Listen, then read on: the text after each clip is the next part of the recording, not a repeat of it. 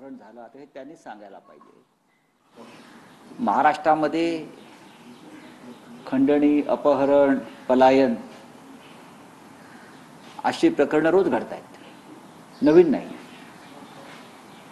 पण श्रीमंतांची जी मुलं आहेत, धनिकांची मुलं आहेत, ती स्वतःच्या चार्टर प्लेननं बँकॉकला पळून जातात, बँकॉकला। आणि गरिबांची मुलं परिस्थितीला गांजून, बेरोजगारी, महागाई, बेघर अवस्थेत कंटाळून भरगच्च रेल्वेतून फलाटावरून कुठेतरी निघून जातात। अशी अनेक प्रकरणे महाराष्ट्रात, देशात घडत आहेत। त्यामुळे श्रीमंतांची मुलं बँकॉकला पळून जातात, गरिबांची मुलं रेल्वेतून पळून जातात।